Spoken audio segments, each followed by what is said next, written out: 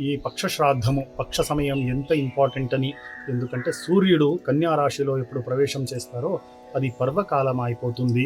భాద్రపద మాస కృష్ణ పక్షంలో చేయడం చాలా విశేషం. అది పితృపక్షాన్ని సమయం పర్వకాలం అని చెప్పుతున్నాము.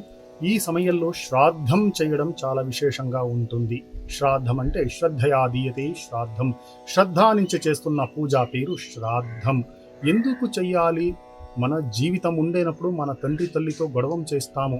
ఆ పాప ప్రాయశ్చిత్త కోసం వాడు జీవితం ఉండేనప్పుడు వాడు కాలు పెట్టుకొని నమస్కారం చెయ్యొచ్చు. కానీ వాడు చనిపోయిన తర్వాత వాడు జ్ఞాపకార్థము ఈ శరీరం ఇంత యూజ్ చేస్తున్నాము భగవంతుడా, మీరు ఇచ్చిన ఈ శరీరము మన పెద్దోడు ఇచ్చిన శరీరము, అందుకే ఈ కర్మం వాడి కోసం మన ధన్యవాదం చెప్తున్నాము. ఆ కర్తవ్యమే ఈ శ్రాద్ధం అని పేరు. శ్రద్ధయా దీయతే శ్రాద్ధం. ఎలా చేయొచ్చు? పుణ్యక్షేత్రంలో వెళ్ళండి. ఎందుకంటే మన సినిమా ఇల్లులో చూడొచ్చు, మొబైల్ కూడా చూడొచ్చు, కానీ మన థియేటర్కి వెళ్తాం ఎందుకు? ఆ అంబియన్స్, ఆ శుద్ధమైన వాతావరణం. అలాగే ఒక పుణ్యక్షేత్రంలో కావేరీ నది దగ్గరనో ఏదైనా పుణ్యక్షేత్రం, భారతలో ఉన్న ఏదైనా పుణ్యక్షేత్రంలో వెళ్ళి భగవంతుడు పూజలు చెయ్యండి. అది ఆయన తర్వాత పుణ్యాహం చేసుకోండి, శరీరం శుద్ధి చేసుకోండి. బయట నుంచి మీరు కడుగుతూనే ఉన్నారు రోజు, కానీ లోపల కూడా శుద్ధిం చెయ్యాలి కదా. అందుకే పుణ్యాహం చేసుకొని మనస్సు శుద్ధి అయిపోవాలి. అందుకే పుణ్యక్షేత్రంలో కూర్చొని మన పెద్దోడు కోసం చేస్తున్న పూజా పేరే శ్రాద్ధము.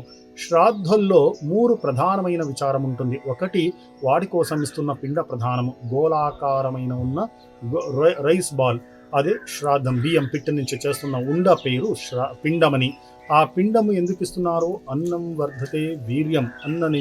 అన్నం తినేనప్పుడే మనకి శక్తి సామర్థ్యం వస్తుంది. అందుకే అన్నంలో చేసిన గోళాకారమైన ఉండ వాడికి ప్రసాదంగా ఇస్తున్నారు. అదే ఆ పిండము. ఆ పిండము గోళాకారం ఎందుకంటే తల్లి గర్భంలో అందరూ గోళాకారంగా ఉంటాడు, భ్రూణ ఫీటస్. అందుకే గోళాకారంలో పిండ ప్రదానం చేసి తర్పణం అంటే ధన్యవాదం. ఆ వాడికు ధన్యవాదం చెప్తున్నారు, వాడిచ్చిన ఈ శరీరము.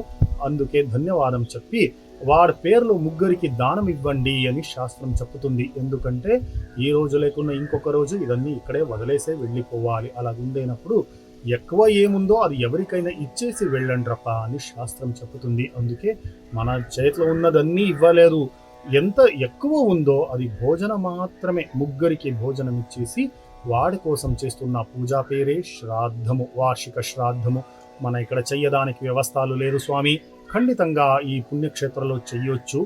ఆ కర్తవ్యం ఈ పర్వకాలము వేస్ట్ ఆకూడదు. జాగ్రత్తగా ఇది సదుపయోగం చేసుకుంటామని అందరూ ఆశిస్తున్నాము. హరి ఓం స్వస్తి.